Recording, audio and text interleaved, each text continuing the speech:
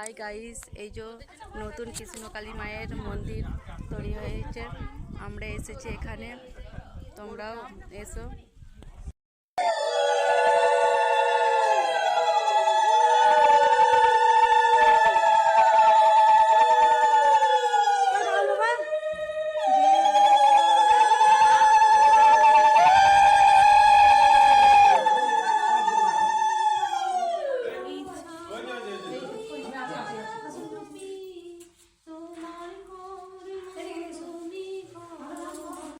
তখন একটা বাড়ি ভেঙেছিল, মানে আমার জীবনে অনেক দুঃখ, মানে আমার যে স্ট্রাগেল সেটা আমি কারোর কাছে বলতে চাই না। আজকে আমি অবশ্যই বলবো, যেটা যেহেতু মায়ের মন্দিরটা হয়ে গেছে।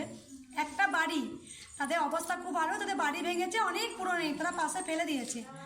মানে আমি মায়ের জন্যে আঁচলও পেতেছি, আমি মায়ের জন্য ভিক্ষাও, মানে যেটা বলে সেটা করেছি আমি। তা আমি তাদেরকে গিয়ে বলছি, আচ্ছা কাকু আমাকে ইটগুলো দেবেন? দিয়ে বলছে কী করবে তুমি মা? আমি আমাকে ইটগুলো দেবেন গো, আমার ঘরে না মা আসবে, আমি একটা মন্দির বানাবো। তা সত্যি বলছি, সেই সময় মানে 100টা মতো কালো ইট কিনেছিলাম, কালো ইট কম দামে, তারপর আর কিনতে পারছিলাম না।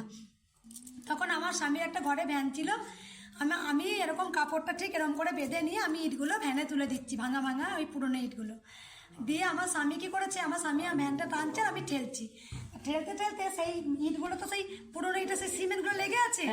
আমি সেই চেনে এত দিয়ে রাত্রেবেলা চালাচ্ছি বসে বসে না। আমার হাজব্যান্ড তখন ফুচকা নিয়ে যেত, ও নিয়ে যাচ্ছে, আমি তখন আমার মায়ের মন্দির বলে সে ছেনি হাতুড়ি করে আমি ইটগুলো সেইগুলো ছাড়ছি, আর আমার হাতে লেগে গেছে। ও বলছে আমার হাতগুলো তখন কি ব্যথা, কি হবে না, আমার আনন্দে মায়ের মন্দির হবে, মায়ের মন্দির হবে, মায়ের মন্দির হবে।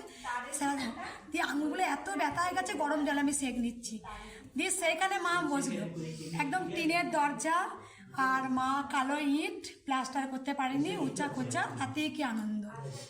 তা আমার স্বপ্ন আছে, মাকে বলছি যে মেঝেটা লাল করে দেবে, মিস্ত্রিটাকে বলছি আচ্ছা একটু লাল রং কিনে এনো না, কি সুন্দর মায়ের মেঝেটা লাল হবে। এইটুকু মানে ছাদটার মধ্যে 1.5 কাঠা জায়গা, তার মধ্যে 2টো রুম, ওইদিকে বাদ বাকি ছোট্ট একটা রুম করেছি, সেখানে মাকে সোনামা এনে বসিয়েছি।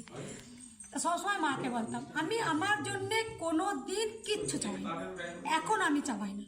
তুমি আমাকে কোটি লোক দেবে দাও, তুমি আমাকে খেতে দেবে দাও, তুমি আমাকে পড়তে দেবে দাও, সে সব আমার জীবনটা পুরোটা তোমার চরণে সঁপে দিয়েছি।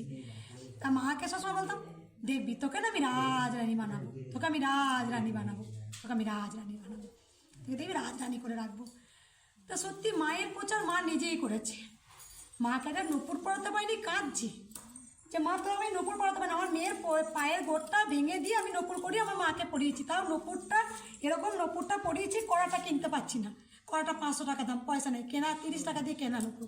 আজকে মা এখান থেকে এতটা নপুর পড়ে, মাকে টিপ করাতে পারছি না, টিপ কেউ না কেউ তো দিয়েছে। তো সবসময় মায়ের জন্য, তাহলে সেই ইট আমি চেয়ে নিয়ে এসছি, আমাকে ইট দেবেন গো। আজকে মা তার নিজেই ব্যবস্থা করছে, মা সবসময় জানে আমার মেয়ে এসছে আমার জন্যে, আর আমার জন্যেই মা এসছে, মায়ের জন্যে আমি এসেছি, আমার জন্যে মা এসছে। একদম কিন্তু আমরা উত্তর হতে পারবো না। যুগে যুগে ভগবান শ্রীকৃষ্ণ তিনি অবতার হয়ে এসছে। একটা ফটো তুলো মা।